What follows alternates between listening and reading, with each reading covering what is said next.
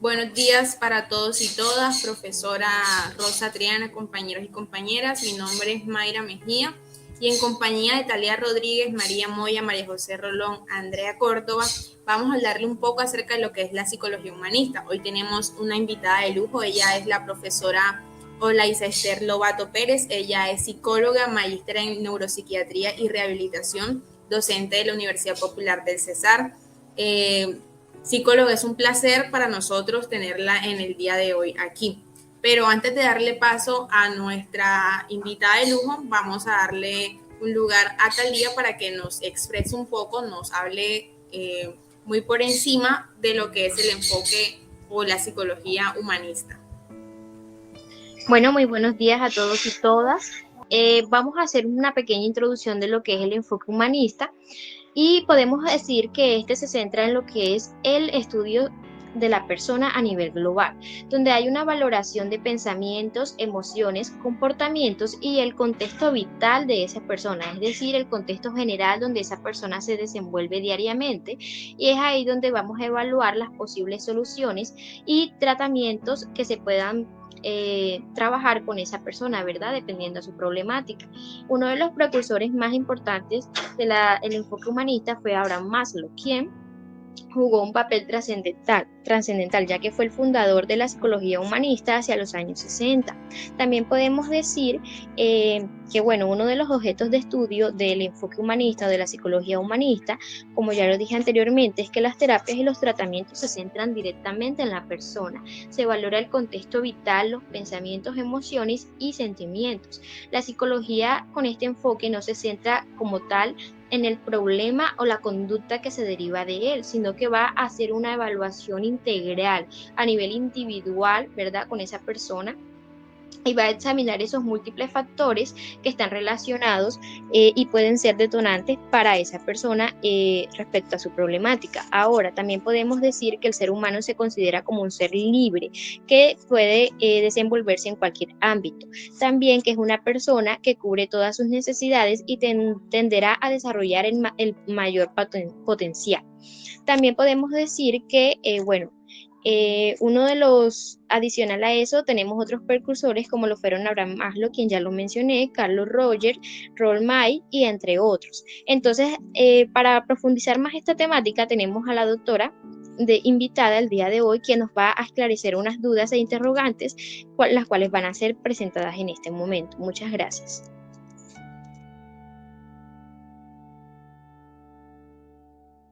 Bueno, profe, durante la pandemia este ha sido un momento bastante difícil y complicado para todos en cualquier parte del mundo donde nos encontremos, y por esa razón la sociedad ha desarrollado como una preocupación, ¿sí? Por ese manejo ético quizás que se le pueda dar a la pandemia. Miramos que alrededor del mundo se dieron verdaderas catástrofes a nivel sanitario, a nivel cognitivo, a nivel social y económico. Entonces, pues también se busca entender esta situación desde un punto de vista humanista, respetando los derechos humanos y el bienestar de las personas. En ese sentido, profe, ¿cuáles han sido los principales hallazgos de la psicología humanista en el marco de la pandemia en torno a temas de investigación y a las formas de intervención? Bueno, particularmente en lo que tiene que ver con investigación frente a este tema, contextualizarlas un poquito en cuanto a la psicología humanista y el manejo que nosotros le damos al ejercicio terapéutico desde la psicología clínica como tal, porque este es un sistema psicológico igual que los otros y que se hace un ejercicio de terapia clínico, pero desde este sistema que es la psicología humanista. Para nosotros, la visión del ser humano es indiscutiblemente la piedra angular de este sistema psicológico, y por eso toda situación que de alguna u otra manera desestabilice al ser humano hace parte de pronto de nuestras intervenciones y de nuestras indagaciones.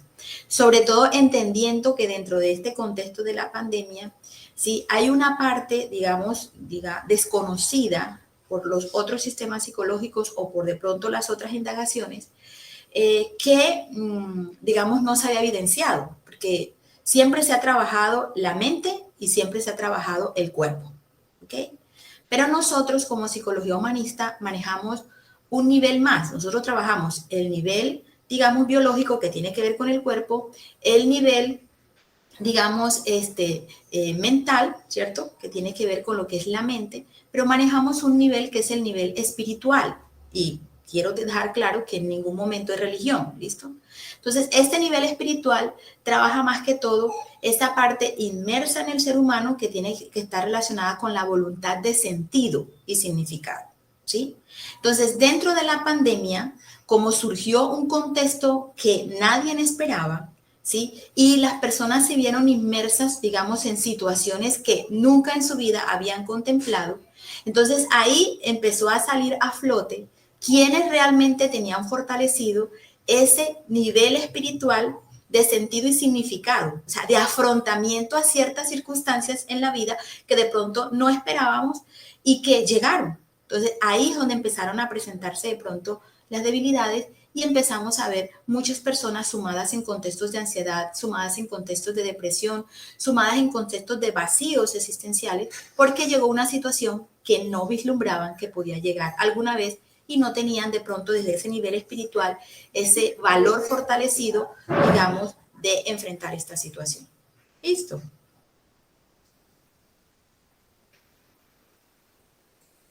Listo, profe. Entonces daremos paso a la siguiente pregunta de la compañera María Rolón. ¿Quedó clara la respuesta? ¿Hay algo adicional que quieras saber de la pregunta? No, me parece que la respuesta fue bastante acertada y pues a lo largo de la entrevista vamos a hacer más preguntas relacionadas con el tema. Ok, listo. Ok, muchas gracias a la doctora Olaiza por su intervención. Mi pregunta va enfocada a, sabemos que nosotros, la humanidad, ha vivido un periodo muy crítico debido a la pandemia a causa del COVID-19 y que eso ha traído muchos malestares, temores, miedos en las personas y que ha causado que acudan más al psicólogo. El psicólogo ha tomado un rol muy importante, es cierto, para poder ayudar a las personas desde esta perspectiva. Entonces, mi pregunta es, ¿cuáles son esos casos o motivos por los cuales acudieron en el periodo más crítico, que considero que fue en el año 2020, a su consulta psicológica? Bueno, es importante que nosotros visualicemos algo que es fundamental entender. Para nosotros la enfermedad mental, que la denominamos neurosis, es el resultado de que la persona le falta reconocimiento y satisfacción de pronto de sus necesidades, ¿sí? Entonces, casi todas las neurosis, de una u otra manera, entrañan frustraciones de las necesidades de seguridad. Y eso fue lo que se vio, digamos, más latente dentro del periodo de pandemia. O sea, muchas personas realmente evidenciaron, ¿cierto?, dificultades en la satisfacción de sus necesidades, ¿sí? ¿Por qué? Porque muchas personas perdieron su empleo, de pronto muchas personas de pronto vivían en sus hogares en arriendo y el perder sus empleos les generó inestabilidad.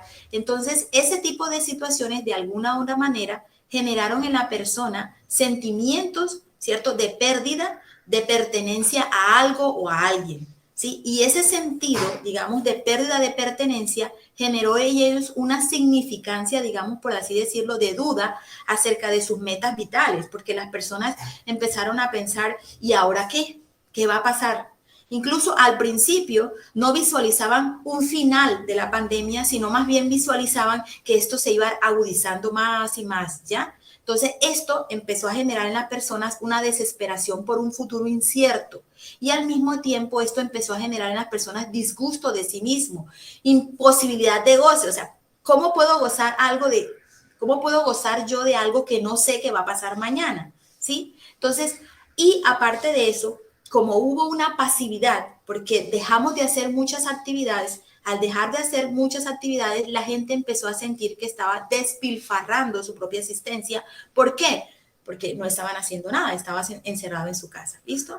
Entonces, esas fueron de pronto las mayores manifestaciones que se dieron en el tiempo, digamos, de la pandemia para atención, ¿cierto? Para atención, digamos, psicológica. Y bien tú decías, María, y me llamó mucho la atención eso que dijiste, y es bueno también, digamos, sacarlo a relucir. Y es que nunca en ningún momento en la historia de pronto de todos los contextos complejos que han sucedido en la humanidad ha habido un momento tan importante donde la persona ha sentido el deseo de decir, hey, yo necesito hablar con alguien de esto. Y entonces qué interesante porque este contexto, y soy de las personas que digo que todo contexto, por muy complejo que parezca, siempre trae algo bueno. Y entonces dentro de las cosas buenas que digamos podríamos decir que trajo este contexto de la pandemia es que la gente se volcó a la profesión de la psicología para decir necesito ayuda. Y al decir necesito ayuda, la gente se dio cuenta de que las cosas no eran, digamos, tan estigmatizadas como se tenían, porque todavía se mantiene, pero salió un poquito de ese contexto de que ir al psicólogo era estar loco. Pero la gente se dio cuenta, yo necesito ir al psicólogo por prevención, yo necesito ir al psicólogo porque necesito saber, oye, ¿dónde están los desajustes que tengo y ajustarlos y poder avanzar en mi vida? Entonces, a través de nosotros, del ejercicio psicoterapéutico, nuestro objetivo era ese, buscar lograr que la persona tuviera una percepción de este mundo y de esa situación que se estaba viviendo en el mundo y a través de ella motivarlo y, digamos, estimularlo para que pueda, digamos, ampliar un poquito el panorama y resolver todos esos problemas, digamos, vitales que se estaban presentando en ese momento. ¿Listo, Mari? Correcto, profe. Bueno, con respecto a la intervención que acaba de hacer, entonces le pregunto, o sea, la pandemia fue algo nuevo para los psicólogos y para todos. Y básicamente a la ciencia, a la psicología le tocó reinventarse, porque usted como psicóloga quizás desconocía también lo que era la pandemia, de pronto también sintió temor. Entonces, ¿cómo hizo usted desde el enfoque humanista para intervenir esos problemas que la llegaban, esos miedos, de pronto el estrés laboral, la ansiedad, cómo los intervenía? Bueno, en primer lugar, Mari, algo que fue interesante dentro de este ejercicio terapéutico de la psicología en contexto de pandemia fue introducir la teleconsulta. ¿Sí? ¿Por qué? Porque no nos podíamos ver. Y como no nos podíamos ver, la gente necesitaba, digamos, de que alguien le escuchara y de que alguien le orientara. Entonces, en el primer ejercicio, digamos, que como psicólogos nos vimos, digamos, movidos a introducirnos en este contexto de la pandemia para poder seguir siendo lo que somos, psicólogos, era familiarizarnos con las teleconsultas, ¿sí? Y al familiarizarnos con la consulta, no dejar de lado un contexto importante que maneja la psicología humanista dentro de las consultas o de las terapias, y es la empatía. Entendemos que esta modalidad, digamos, de teleconsulta, donde la persona está del otro lado de una pantalla y yo estoy de este lado de otra pantalla, generaba en algunos escenarios anteriores a la pandemia, ¿cierto? Un estigma de que no, eso no iba a ser amigable, eso no iba a generar esa empatía. Y entonces nos vimos a la tarea de hacer el ejercicio y darnos cuenta de que no, porque sencillamente nosotros como profesionales hemos sido, ¿cierto?, forjados y formados en unas competencias y eso es algo que hace parte del profesional, ¿listo? O sea, no es solamente, digamos, el contexto físico, sino la competencia que el profesional tiene y muy independiente de que estés detrás de un escenario, digamos, de una pantalla, esa competencia está inmersa en ti. Entonces, sencillamente lo que haces es que el contexto esté acorde, ¿cierto?, para la situación y sencillamente concentrarte en tu consultante y al concentrarte en tu consultante, pues sencillamente ofrecerle en ese momento desde un escenario empático que es algo que se, digamos, menciona con mucha constancia dentro de la psicología humanista, dentro de ese contexto empático, ofrecerle al consultante un ambiente agradable para que él pueda fluir y al fluir pueda dar a conocer la problemática que tenía. ¿Listo, Mario? Ok, profe, me quedó claro. Entonces podríamos cerrar la idea de que ese contacto terapéutico por medio de esa teleconsulta se basaba más que todo como que en las habilidades del psicólogo para crear esa comunicación terapéutica y que se pudiera dar un buen proceso de intervención, ¿es así? Sí, mira, nosotros dentro de, digamos, el contexto terapéutico que manejamos como psicología humanista, hay 4 elementos que son fundamentales y esos 4 elementos tú los puedes trabajar en un contexto de virtualidad o lo puedes manejar en un contexto de presencialidad. ¿Cuáles son esos 4 momentos? Digamos, un momento inicial que es el momento de empatía, ¿cierto? Ese momento de empatía es el que tú le ofreces a tu consultante, ¿cierto? Para que él se sienta cómodo aun cuando esté físico o aun cuando esté, digamos, frente a frente en una pantalla. Y el que tú le generes ese contexto de empatía inicial le va a permitir a él que empiece a abrir su diálogo, y a medida que tú ves que él está abriéndose en su diálogo, entonces que ese es el segundo momento, viene el tercer momento, y es que yo como terapeuta debo de generar en él una escucha activa, es decir, concentrarme en él y en lo que me está diciendo, y aparte de concentrarme en él y en lo que me está diciendo, entonces dentro de esa escucha activa generar un concepto que nosotros llamamos EPOG, que es decir, abstenerme de juicios sobre lo que la persona me está diciendo y tratar de ser muy natural frente a lo que él me dice, o sea, no hacer interpretaciones, sino sencillamente escucharlo, escucharlo, escucharlo, y en la medida en que yo lo escucho, ¿sí? Sin generar prejuicios, entonces puedo comprender su situación, y eso en cierta manera también es un contexto empático, porque la persona dice, ok, estamos aquí frente a frente en pantalla, pero mira que está atento a mí, mira que me está escuchando, mira que me está comprendiendo, entonces por esa razón eso hace parte de las características y aptitudes que debe tener un psicoterapeuta desde la psicología humanista. Ok, profe, muchas gracias por su respuesta. La dejo entonces con mi compañera Mayra.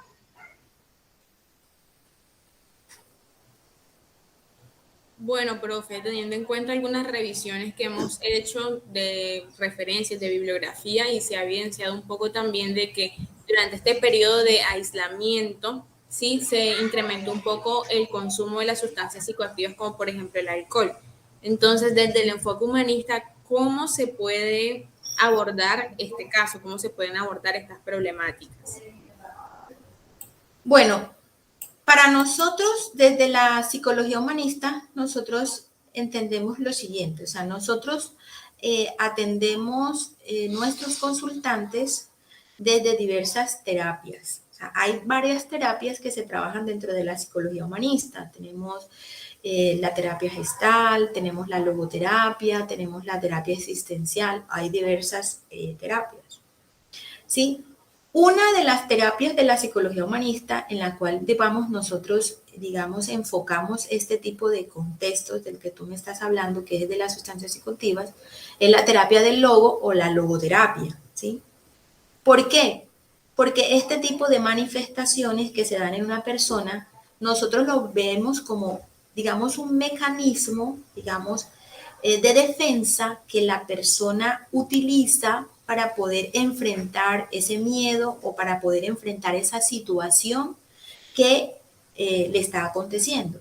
Entonces, en la medida en que la persona no sepa cómo realmente enfrentar esa situación, entonces sencillamente se acoge a otros escenarios como una manera de poder afrontar esa situación.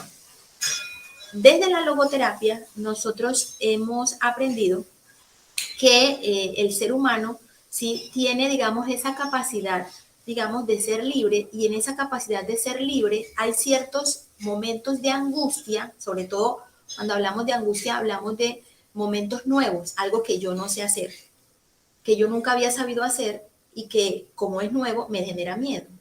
Entonces nosotros decimos, el ser humano es libre y dentro de esa libertad hay momentos de angustia. Pero lo importante es que dentro de esos momentos de angustia tú entiendas que la angustia hace parte de ti. O sea, no es algo que fuera de ti, no es algo que solamente te está pasando a ti, sino que a todo ser humano le pasa. Entonces, ¿qué buscamos nosotros? Que la persona primero, inicialmente, comprenda y entienda qué es lo que le está pasando, y comprenda y entienda que eso que le está pasando le puede pasar a cualquier ser humano. Cuando la persona tiene la claridad de eso, entonces hay un grado de aceptación frente a esa situación, y ese grado de aceptación le va a permitir a él, a través del ejercicio terapéutico, poder, digamos, hacer ajustes, ¿cierto?, en su vida y tomar decisiones en su vida. Pero siempre iniciamos llevando a la persona a que pueda entender y comprender el suceso que le está aconteciendo, ¿sí? Porque los procesos de cambio inician siempre con que la persona reconozca la condición en la cual se encuentra inmersa. Porque nosotros entendemos, ¿cierto?, desde la psicología humanista, que el ser humano, él mismo, ¿cierto?, tiene la capacidad de salir adelante frente a las situaciones. Y si son situaciones de cambio, que son de cambio marcada, la participación del consultante es fundamental y esa participación inicia con el grado de aceptación. Entonces, los primeros momentos de las terapias humanistas están enfocados en llevar a la persona a que pueda identificar o a aceptar su condición, y cuando ya la persona tenga un grado de aceptación frente a su condición, entonces ya es mucho más fácil generar con él estrategias para poder hacer ajustes y tomas de decisiones.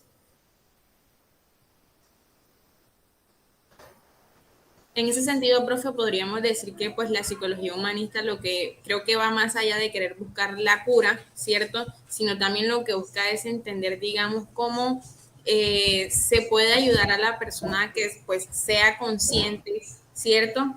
De las situaciones, de la situación, de esa condición en la que se encuentra inmersa o que está viviendo en este momento. También de cómo esa condición está, qué posición tiene en su vida, ¿verdad? Y hacia dónde quiere dirigirse. Es importante también resaltar que dentro de la psicología humanista, como usted mencionaba anteriormente, la empatía y la aceptación al consultante juega un papel fundamental muy importante, porque eso va a permitir que pues el consultante se abra, permita conocerse mejor a sí mismo y pues también habrá, digamos, que un mejor desarrollo del proceso terapéutico.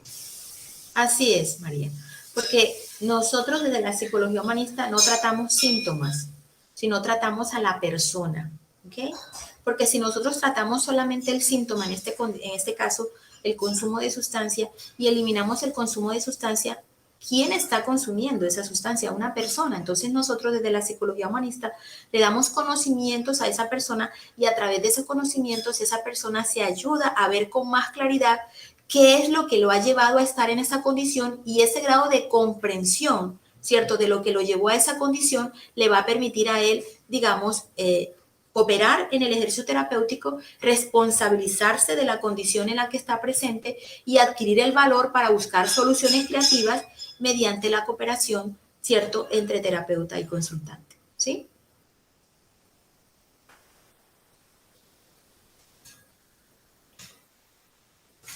Excelente, profe.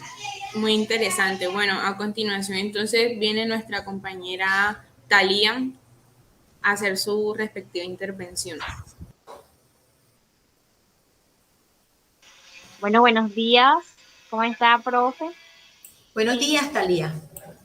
Bueno, hay un poco de interferencia, pero esperemos que eso no interfiera, valga la redundancia, al proceso.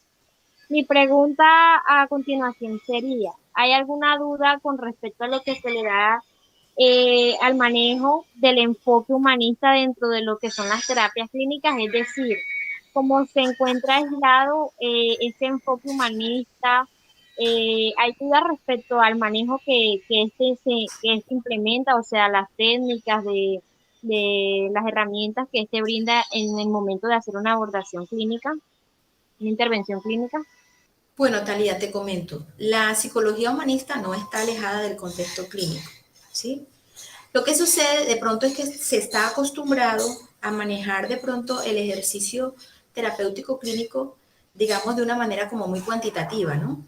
Entonces, digamos, los otros sistemas psicológicos, llámese conductismo, llámese psicoanálisis, de pronto tienen unas maneras de, digamos, de evidenciar ciertas sintomatologías y ciertas conductas y comportamientos de las personas, digamos, a través de pruebas, a través de test que cuantifican, digamos, por así decirlo, la sintomatología, y de ahí se deriva de pronto un diagnóstico. Entonces, podríamos decir que en cierta manera ese tipo, digamos, de escenario genera de pronto una respuesta objetiva, por así decirlo. Que en cierta manera, digamos, si se desconoce el manejo que la terapia humanista hace, ¿cierto?, podríamos decir, ok, que se aleja, pero en ningún momento se aleja, porque nosotros no somos cuantitativos, pero somos cualitativos. Y si tú hablas de la investigación, las dos tipos de investigaciones son objetivas, solo que el manejo que se le da es totalmente diferente, ¿sí? Aquí nosotros hacemos un ejercicio de indagación a través de un diálogo, y durante ese proceso de diálogo se hacen preguntas porque, como te decía hace un momento, a la respuesta que le daba a Mayra, ¿sí?, nosotros necesitamos indagar qué es lo que llevó a la persona a estar en esa condición. O sea, no nos interesa, digamos, el por qué, o sea, ¿por qué estás allí? Nos interesa es cómo, ¿sí? Llegaste allí, qué cosas sucedieron a tu alrededor que te llevaron allí. Entonces, el diálogo es un ejercicio terapéutico que nos permite a nosotros, digamos, que la persona cuente, exprese todas las situaciones que lo llevaron ahí ese momento. Y eso es lo que hace una indagación cualitativa. O sea, nos vamos al fondo de la situación, indagamos.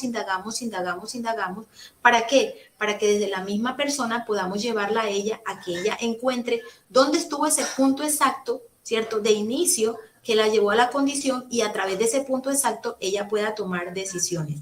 En ningún momento nosotros dentro del ejercicio terapéutico llevamos a la persona a decirle tienes que hacer esto, tienes que hacer aquello, sino que nosotros a través del diálogo, ¿cierto? Y de preguntas, ¿cierto? Que nosotros le hacemos a la persona, la llevamos a que ella misma se dé cuenta, digamos, de las situaciones y ya haga ajustes y tome decisiones. Entonces, como es un ejercicio cualitativo, no todas las personas de pronto consideran que tienen la competencia de hacer este contexto y por eso, en cierta manera, el cuantitativo tiende a ser el más relevante. Yo aplico una prueba, ya al aplicar la prueba, sencillamente me da unos resultados y de ahí determino un diagnóstico.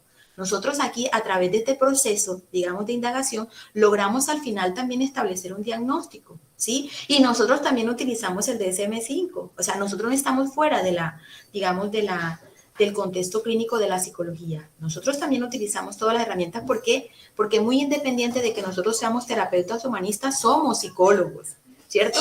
Y hemos sido preparados para ser psicólogo clínico, que manejamos un sistema psicológico diferente. Eso no significa que no hagamos un ejercicio terapéutico clínico.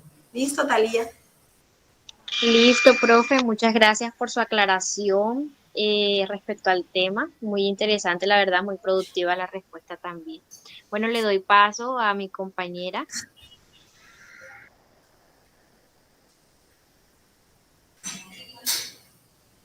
Profe, muy buenos días. Le habla Andrea. Bueno, con respecto a lo que acaba de socializar, quisiera pues hacerle una pregunta muy puntual y es acerca de qué tiempo se lleva todo el proceso terapéutico dentro de este enfoque, pues ya que con lo que usted ha aclarado durante la intervención es un proceso que al parecer es bastante extenso y quisiéramos saber, conocer un poco de eso, si es por secciones, cuántas secciones se dan y cómo es todo ese proceso. Bueno, Andrea, te comento lo siguiente. El tiempo de una sesión no lo determina el terapeuta. El tiempo de digamos, de un ejercicio terapéutico, por así decirlo, no una sesión, porque una sesión es un encuentro con el consultante. O sea, el tiempo de una terapia no lo determina el terapeuta. El tiempo de una terapia lo determina el consultante. Y eso ocurre no solamente en este sistema psicológico denominado psicología humanista, sino también ocurre en los otros sistemas psicológicos. Porque al final, el último fin de todo ejercicio terapéutico es lograr que el consultante sane. Entonces nosotros, como le damos prioridad a la persona, ¿ok? Y como en los primeros momentos de la terapia buscamos, ¿cierto? Inicialmente que la persona pueda lograr tener un pequeño grado de conciencia, así sea un pequeño grado de conciencia y de aceptación a su condición, entonces eso sencillamente es lo que en primer lugar hace que se extienda un proceso terapéutico. Pero cuando ya la persona logra realmente tener un poquito de conciencia y de aceptación de su condición y de pronto un pequeño grado de responsabilidad, digamos, de parte de ella sobre esa condición, ya de ahí en adelante el ejercicio, digamos, es más lento. ¿Por qué? Porque ya hay conciencia de la persona de su problemática, ya hay un grado de aceptación de la persona frente a la responsabilidad, frente a esa situación, y ella tiene el deseo de hacer todos los ajustes habidos y digamos, posibles para lograr una sanación. ¿Okay? Entonces, vuelvo y te repito, decirte a ti que una terapia humanista puede durar 5 sesiones, 6 sesiones, sería mentirte. Y lo mismo ocurre en los otros contextos y en los otros sistemas psicológicos. ¿Por qué? Porque puede ocurrir que sea corta porque la disponibilidad o la disposición del consultante es abierta hacia el cambio, o como puede ser extensa porque dentro del camino de la terapia se encuentra que hay otras cosas que hay que ajustar. Entonces, no está determinado en tiempo, o sea, el tiempo lo determina el consultante y los procesos que vayamos encontrando en él. Ahora, si hay una consulta específicamente para un tema específico, entonces sencillamente también la disposición del consultante en ese tema específico determina la cantidad de tiempo, ¿ok? Que puede ser corta o puede ser larga, pero es él el que realmente determina este tiempo y no nosotros como terapeutas. ¿Listo? Incluso hay consultantes que sencillamente ellos pueden hacer un cierre terapéutico y decir cerramos y no seguimos más. ¿Listo? Entonces, hablar de tiempo es algo que, digamos, no es relevante. Decirte yo, no, en 12 sesiones terapéuticas ya esto está saldado, ya esto está bien, ¿no? Porque no depende de mí totalmente, también depende de él. ¿Listo, Andrea? Es un trabajo en equipo. Ok, profe, sí, está exacto, le entendí claro ese punto. De pronto, enfocándonos ahora en ese proceso, llega el momento tal vez, o ha tenido pacientes dentro de su experiencia en el que de pronto se han sentido desmotivados o quieren dejar la terapia porque no están viendo los resultados en el momento, porque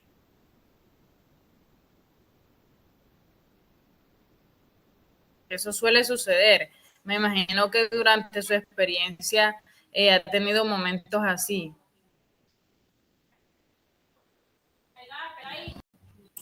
Bueno, mira, sí, claro. Mira, Profe, te comento que un consultante deje la terapia, eso también es relativo, ¿no?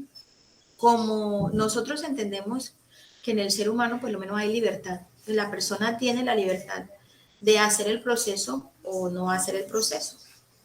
Pero de pronto del ejercicio, ¿qué es lo que en cierta manera puede, en algunos casos, no en todos, en algunos casos, llevar a una persona de pronto que desista de un ejercicio terapéutico, sea en este sistema psicológico o sea en otro sistema psicológico, y es el grado de empatía que puede haber en ese ejercicio en equipo entre el terapeuta y el consultante? ¿Okay? O sea, si no se siente cómodo, de pronto el consultante dentro del ejercicio terapéutico es muy probable que de pronto desista del ejercicio de la terapia. Por esa razón, para nosotros la empatía juega un papel importante y el que nosotros podamos indagar del consultante cómo te has sentido en el encuentro de hoy, ¿cierto? ¿Qué te llevas del encuentro de hoy? Te permite a ti hacer una retroalimentación para saber si realmente el consultante puede continuar el proceso o si definitivamente lo sentimos que va a desistir, ¿ok? Entonces, eso también hace parte, digamos, de el proceso terapéutico y del manejo que el terapeuta le dé al ejercicio. Aun cuando tú hagas todo este escenario, habrá también consultantes que sencillamente desistirán del proceso porque no logran tener de pronto un grado de aceptación frente a la problemática y definitivamente dicen, no, yo no siento que esto me sirva o cosas así por el estilo. Pero ya es, digamos, una decisión particular de ellos, pero nosotros como terapeutas, como nuestro objetivo no es, digamos, su condición, su enfermedad, sus síntomas, sino ella, nosotros hacemos, digamos, todo lo posible para que la persona pueda sentirse amena dentro del ejercicio terapéutico y pueda continuarlo para que sane, ¿cierto? Para que sane en él. Inclusive dentro de la terapia humanista no buscamos que, digamos, el consultante se aferre a la terapia. Le damos todas las estrategias habidas y por haber para que cuando cierre, digamos, este proceso, esas estrategias las pueda aplicar en su vida en otros contextos o en otros momentos que tenga. ¿Okay?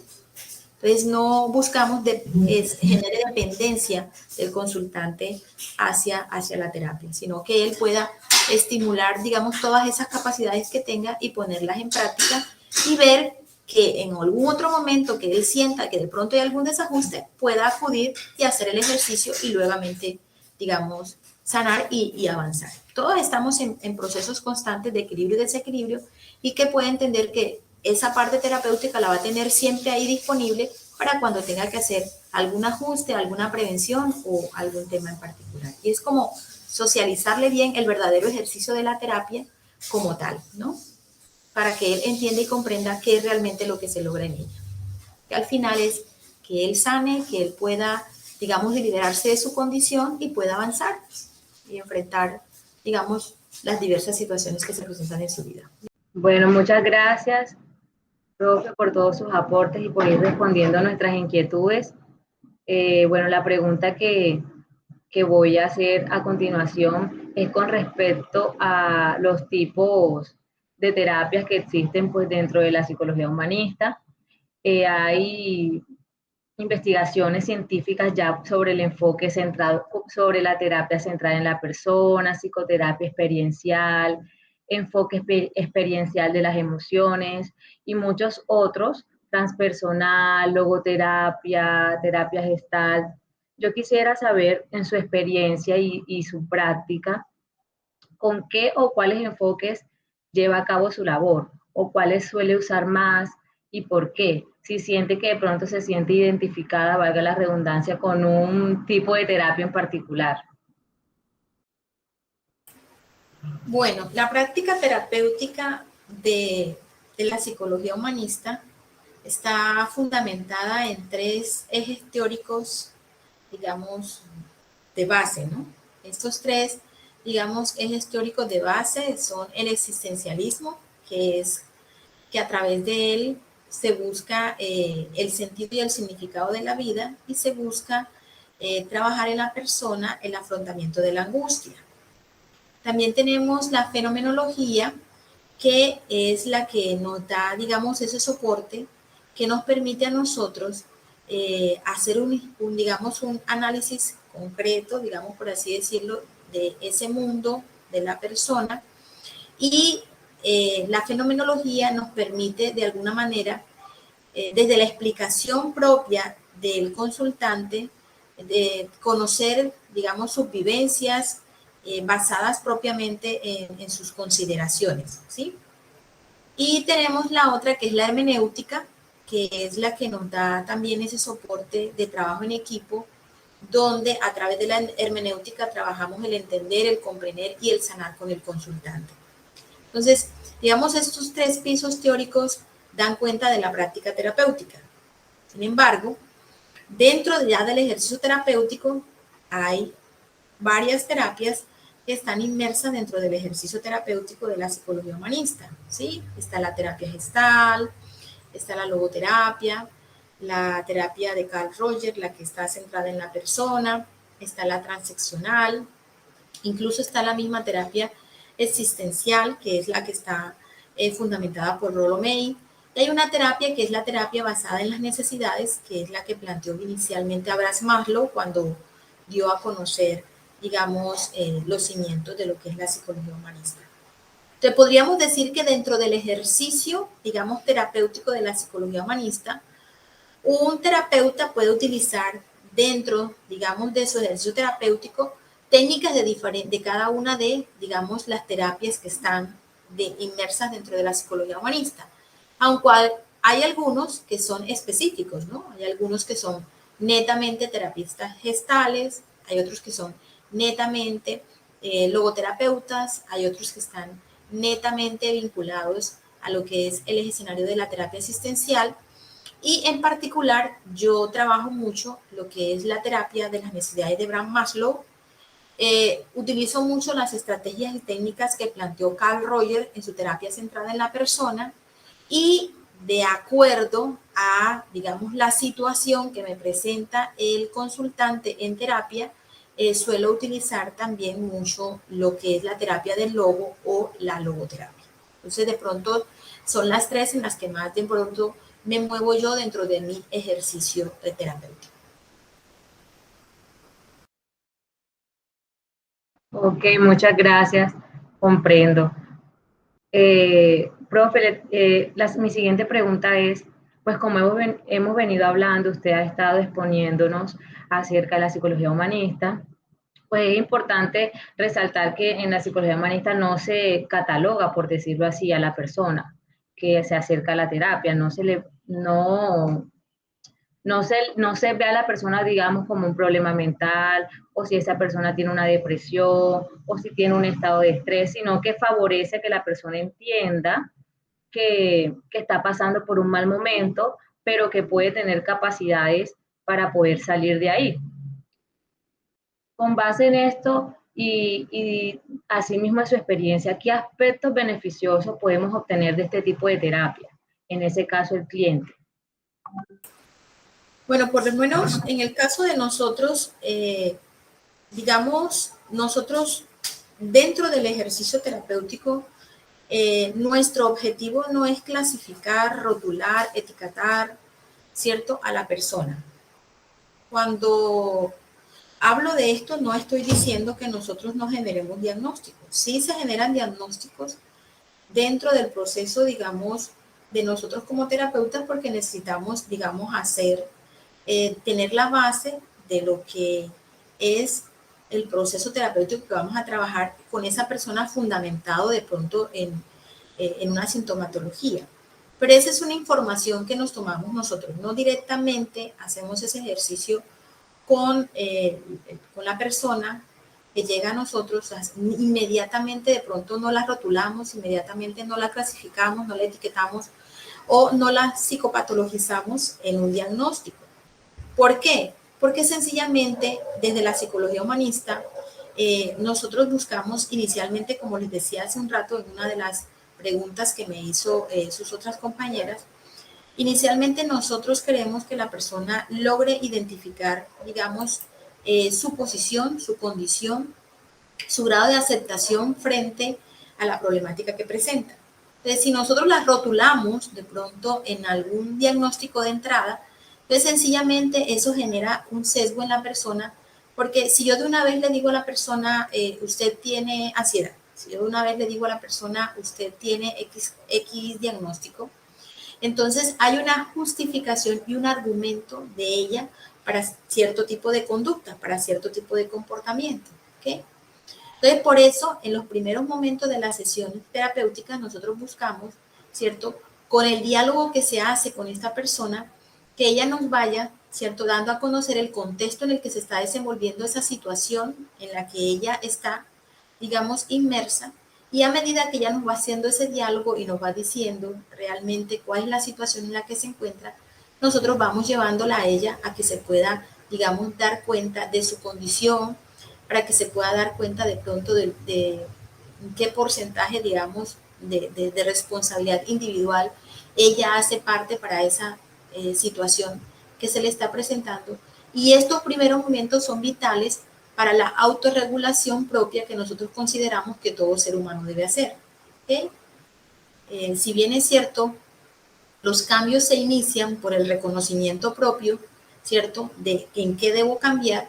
Entonces, cuando nosotros hacemos ese ejercicio inicial, estamos permitiéndole a la persona que ella, desde sus propias cualidades, desde sus propias características, desde sus propias competencias, desde sus propios valores, ella logre evidenciar que tiene mucho potencial para poder salir adelante, pero si la rotulamos inmediatamente, entonces ya hay una autojustificación frente a cierto tipo de conductas y comportamientos, y eso en cierta manera puede generar de pronto un estanque al principio de la terapia. Entonces, el beneficio particularmente que nosotros le ofrecemos a la persona dentro de digamos, este contexto terapéutico es que ella se pueda dar cuenta que tiene la capacidad, digamos, de tener control sobre las cosas que acontecen en su vida. Y esa capacidad de control le permite a ella entender que hay momentos en los que de pronto nosotros tenemos, digamos, un nivel de estima alto, hay momentos que tenemos un nivel de estima bajo, pero que nosotros podemos tener un control sobre el manejo de estas condiciones que se están presentando en nuestra vida a lo largo de la existencia. ¿Listo?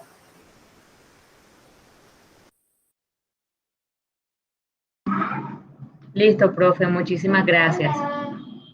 Comprendo totalmente pues el beneficio que tiene en este caso el cliente que asiste a la terapia.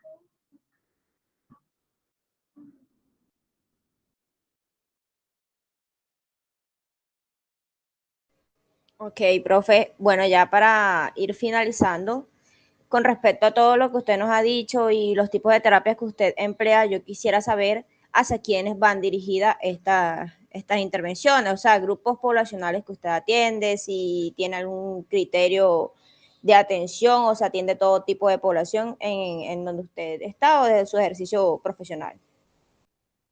Bueno, particularmente yo atiendo lo que son adultos jóvenes, adultos mayores y adolescentes. prácticamente de pronto en esa población es que yo, digamos, ejerzo mi ejercicio terapéutico. Ok, listo. Ya, una última pregunta es, devolviéndonos un poco a la historia, pues sabemos de que la psicología humanista o el humanismo ha enfrentado grandes retos. En sus inicios, pues estaban lo que eran las tres fuerzas. Primera fuerza, que era el psicoanálisis, segunda fuerza, conductismo, y tercera fuerza, el humanismo, ¿cierto? Pero para que la psicología se posicionara, el humanista se posicionara, tuvo que asumir como que ese reto. ¿Por qué? Porque la sociedad estaba sumida en el determinismo. Entonces, no solamente fue eso, sino muchos retos más durante la historia. Yo quisiera saber, no cuáles fueron esos retos, sino cuál es el reto actual del humanismo y hacia dónde va orientada o encaminada la psicología humanista. Disculpa, no te entendí. ¿Cuál es el reto? ¿La palabra? Sí, el reto del humanismo actualmente. Bueno, desde los inicios, digamos, del humanismo, desde la postura que Abraham Maslow presentó al inicio de la psicología humanista, él en ningún momento quiso, digamos, presentar la psicología humanista como lo máximo, ¿no? Como la psicología humanista es lo mejor de lo mejor y los otros sistemas psicológicos no, en ningún momento. Él, al inicio, digamos, de la presentación de la psicología humanista, él sencillamente quiso evidenciar que había algo dentro del ser humano que estaba dejándose de lado, ¿sí? Que los otros sistemas psicológicos por lo menos estaban mirando mucho lo que era el cuerpo y lo que era la mente, pero esa parte no ética, digamos, esa parte espiritual, nuevamente recordándoles que no estamos hablando de religión, sino esa parte espiritual del ser humano, esa capacidad que tiene el ser humano de, digamos, de desarrollar ese valor y ese significado y sentido que está inmerso en cada ser humano, eso estaba quedando de lado. Estaba quedando de lado el hecho de que el ser humano es totalidad, es decir, el ser humano no solamente es un síntoma y vamos a trabajar ese síntoma, sino que el ser humano es totalidad porque ese síntoma afecta en su totalidad al ser humano. ¿Okay? Entonces, dentro de las proyecciones que se tienen en la actualidad con la psicología humanista, se busca de alguna u otra manera que podamos entender que dentro del ejercicio, digamos, terapéutico de la psicología, como digamos, el fundamento principal es la persona, el ser humano, es que de alguna u otra manera todos los que estamos inmersos dentro de este ejercicio de la psicología podamos, digamos, aportar desde los sistemas psicológicos que tenemos lo que tenemos y que al final nuestro objetivo sea el ser humano y nada más que eso. No competir de pronto entre un sistema psicológico y otro, en ningún momento se busca eso, sino que sencillamente podamos, digamos, aportarnos los unos a los otros de los fundamentos que tenemos para que al final el objetivo sea sanar al consultante y sanarlo en su condición, cualesquiera que se encuentre. Entonces, eso en la actualidad, digamos, proyecta la psicología humanista. Incluso Abraham Maslow, ¿cierto? Habla de una cuarta fuerza, ¿sí? Entonces, la psicología humanista en este momento está catalogado entre la tercera fuerza, pero Abraham Maslow que está en este momento presentando lo que es la cuarta fuerza, que es lo que se le llama la psicología transpersonal. Y ese elemento, digamos, que le está adicionando Abraham Maslow a la psicología transpersonal es sencillamente esa, ¿no? O sea, esa unificación, ¿cierto? De todos esos conceptos, esas terapias, esas técnicas que de alguna manera permiten que el ser humano pueda sanar. E inclusive, no solamente hablar de conceptos teóricos, hablar de técnicas, ¿cierto? Y hablar de terapias que están incluidas dentro del argumento, digamos, occidental. Porque entendemos que hay un grupo poblacional, ¿cierto? Que de alguna manera también ellos, ¿sí? Desarrollan cierto tipo de técnicas, ¿sí? Dentro de su ambiente cultural y que ese ambiente cultural, digamos, es ajeno de pronto a la parte occidental. Entonces estoy hablando de pronto de un grupo raizal, estoy hablando de pronto de un grupo indígena que dentro de su cultura ellos manejan ciertas técnicas que de alguna manera a través de esas técnicas permiten ayudar a las personas a que salgan de esas situaciones, digamos, de duelo o esas situaciones de sufrimiento, culpa, ¿cierto? O muerte que haya a su alrededor. Entonces, la psicología transpersonal también, digamos, busca no solamente, digamos, unir, digamos, las técnicas, las terapias de los otros sistemas psicológicos, sino también unir todas estas teorías que de alguna manera ayudan al ser humano a que pueda, digamos, trascender y a que pueda sanar frente a las situaciones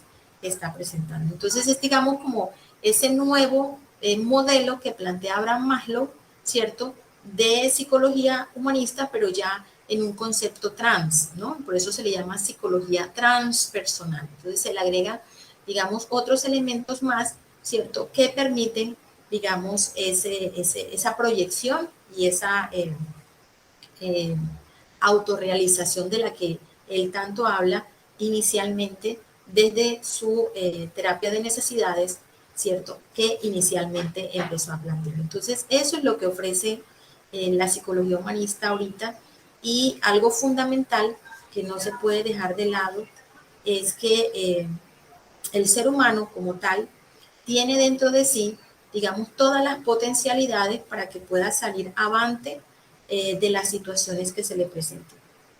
Aquí lo fundamental es llevar al hombre a entender y comprender que hay situaciones en la vida que son inevitables y que en la medida en que nosotros entendamos que hacen parte de nuestra vida, eso nos va a ayudar a aceptar que la vida tiene sentido, como bien lo plantea Víctor Frank, en cualquier circunstancia, ¿sí? En momentos en los cuales estemos nosotros felices, dichosos y gozosos, la vida tiene sentido, pero en ese momento donde tengamos limitaciones o tengamos algún tipo de, digamos, conflicto o dificultad, la vida también sigue teniendo sentido.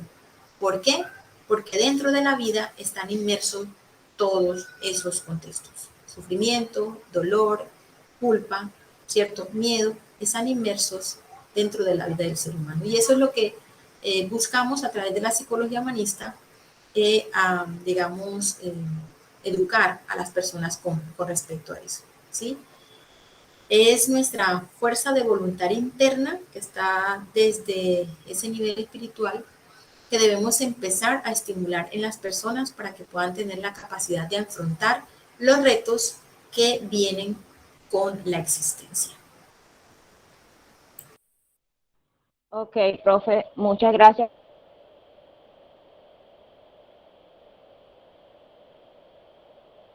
por su reflexión. Creo que sintetizando su idea, podemos decir que esa cuarta fuerza de psicología transpersonal lo que busca es hacer una psicología más allá de los enfoques, ¿cierto? Más allá de las teorías, no de una forma dividida. Es como unificar todos esos aspectos, todos esos enfoques y hacer un trabajo integrado, siempre para el beneficio y la trascendencia de la existencia del ser humano. ¿Es así, cierto? Sí, exacto, porque de pronto también tomando como referencia algunos de la, digamos, de las expresiones que Fran plantea, él dice que una de las enfermedades principales de nuestra época es una vida sin propósito, ¿sí? Entonces, por esa razón, si cada persona quiere adueñarse de su propio destino, entonces necesita encontrarle y darle significado a su propia vida. Entonces, todo lo que nosotros podamos hacer dentro del ejercicio terapéutico para ayudar a la persona a que pueda encontrar y darle sentido a su propia vida, bienvenido sea, porque al final el objetivo es la persona y que ella sane en su condición, ¿listo? En la condición en la que se encuentra.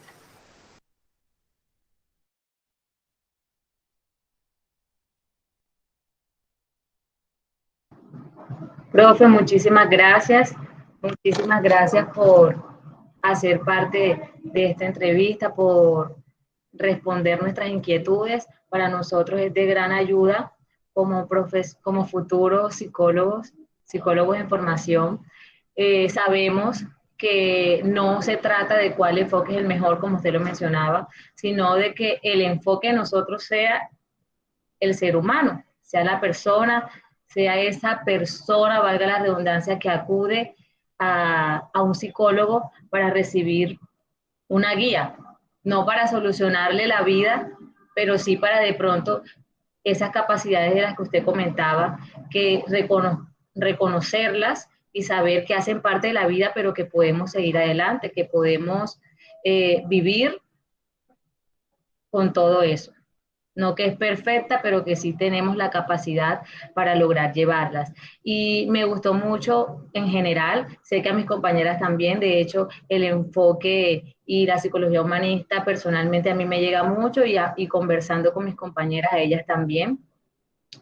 Y ahorita que pues la escuchaba, yo cuando estuve pues leyendo sobre el tema Kierkegaard, él hacía un aporte muy importante, porque él decía que en la subjetividad hay una verdad importante.